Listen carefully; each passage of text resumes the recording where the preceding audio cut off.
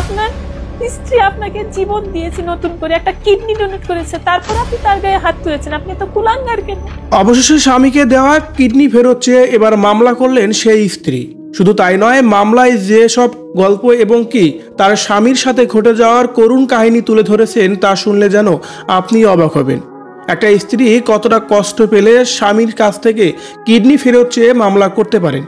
Viewers, এ বিষয়ে বিস্তারিত জানতে সম্পূর্ণ ভিডিওটি দেখে সঙ্গেই থাকুন। নিজে ওই সবের সাথে জড়িয়ে গেছে। ও অ্যারেস্ট হওয়ার পর যখন আমি এই বিষয়গুলো জানতে পারি, আমি পুরো 2 দিন অজ্ঞান হয়েছিলাম। সাভারে স্ত্রীর কিডনিতে জীবন ফিরে পেয়ে স্বামী থাকছেন পরকীয়া প্রেমিকাকে নিয়ে। নিজের কিডনি দিয়ে স্বামীর জীবন বাঁচিয়েছিলেন সেই স্বামী সুস্থ হয়ে জড়িয়ে পড়লেন পরকীয়ায় ও অনলাইন জুয়ার নেশায়। শুধু তাই নয়, স্ত্রীকে মারধর করে বাড়ি থেকে বের করে দিয়ে প্রেমিকার সঙ্গেই বসবাস করছেন তিনি। অমানবিক এই হৃদয় বিদারক এই ঘটনাটি ঘটেছে সাভারের কলমা এলাকায়। অকৃতজ্ঞ স্বামী তারেকের বিরুদ্ধে নারী নির্যাতনের মামলা করেছেন টুনি। এ সময় এই সংবাদ তার জীবনের সবকিছুই লণ্ডভণ্ড করে দিয়েছে। ভালোবাসার বাঁধন বড়ই শক্ত। টুনি স্বামীর হাত ধরেছিলেন শক্ত করেই। উন্নত চিকিৎসার জন্য তারেককে ভারতে নিয়ে যাওয়ার সিদ্ধান্ত নেন। ভারতেই শুরু হয় তারেকের চিকিৎসা। কয়েক বছর চিকিৎসাও চালান। রোগীকে বাঁচাতে হলে অতি দ্রুত কিডনি প্রতিস্থাপন করতে হবে। তখন স্ত্রী টুনি এগিয়ে আসেন। নিজের কিডনি দিয়েই স্বামীকে প্রাণে বাঁচান তিনি।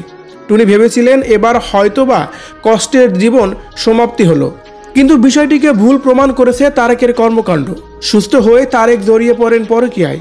এক নারীর প্রেমে আসক্ত হয়ে পড়েন তিনি। পাশাপাশি অনলাইন জুয়ার নেশায় বসে পড়ে তাকে। যে স্ত্রীর কারণে তিনি নতুন জীবন ফিরে পেলেন, একসময় তাকেই মারধর শুরু করেন তিনি। এক পর্যায়ে মারধর করে স্ত্রীকে বাড়ি থেকে বের করে দিয়ে পরকীয়া প্রেমিকাকে নিয়েই উঠে বসেন। পারিবারিক সূত্রে জানা যায় 2006 সালে পারিবারিকভাবেই কলেজ পড়ুয়া তরুণী উম্মে শাহিদিনা টুনির সঙ্গেই মালয়েশিয়া প্রবাসী যুবক তারেকের বিয়ে হয়। বিয়ের 1 বছর পরই তারেক ও টুনির সংসার আলো করে আসে একটি পুত্র সন্তান। নাম রাখা হয় আজমাইন দিব্য। সবকিছুই ঠিকঠাকই চলছিল। তবে 2008 সালের মাঝামাঝি সময়ে হঠাৎ করে অসুস্থ হয়ে পড়েন তারেক। চিকিৎসকেরা জানান তার 2টি কিডনি একেবারেই অচল। রোগীকে বাঁচাতে হলে অতি দ্রুত ডায়ালিসিস শুরু করতে হবে। তবে স্বামীর ডায়ালিসিসে রাজি ছিলেন না টুনি। পরিবারের সঙ্গে কথা বলে সিদ্ধান্ত নেন উন্নত চিকিৎসার জন্য স্বামীকে ভারতে নিয়ে যাবেন। কোনো ধরনের কালক্ষেপণ না করে 1 সপ্তাহের মধ্যেই স্বামীকে নিয়ে ভারতে পাড়ি জমান তিনি। তামিলনাড়ুর বিখ্যাত সিএমসি হাসপাতালে শুরু হয় তারেকের চিকিৎসা। চিকিৎসকেরা জানান তারেকের 2টি কিডনি মিলিয়ে 24% সচল রয়েছে। এক্ষেত্রে মেডিসিনের মাধ্যমে আরও 10 বছর তিনি চিকিৎসা চালিয়ে যেতে পারবেন, কিন্তু এরপর কিডনি প্রতিস্থাপন করতেই হবে। এমতো অবস্থার মধ্যে সদ্য সন্তানের মা হওয়ার টুনি স্বামীর হাত শক্ত করে চেপে ধরেন। অভয় দান এই লড়াইয়ে কখনো হাত ছাড়বেন না তিনি। যেই কথা সেই কাজ। ঢাকায় ফিরে নিজ বাড়িতেই খোলেন হোম বিউটি পার্লার। পাশাপাশি বুটিক্সের কাজও শুরু করেন তিনি। মাস শেষে 40 থেকে 50 হাজার টাকা উপার্জন করতেন, আর পুরো টাকাটাই ব্যয় করতেন তারেকের চিকিৎসায়। এভাবেই বেশ কয়েক বছর কেটে যায়।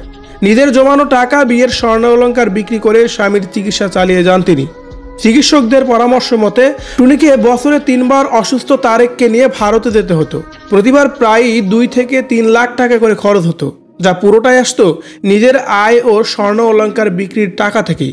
এভাবেই একসময় তারেক সুস্থ হয়ে পরকীয়া প্রেমে আসক্ত হয়ে জুয়ার নেশায় মেতে যান তিনি। আর যার কারণেই অবশেষে তার এই অভাগী নারীকে তার স্বামী থেকে বঞ্চিত হতে হয়। ভিউয়ার্স, এসব কুলাঙ্গার পুরুষ ও স্বামীদের নিয়ে আপনি কিভাবে দেখছেন?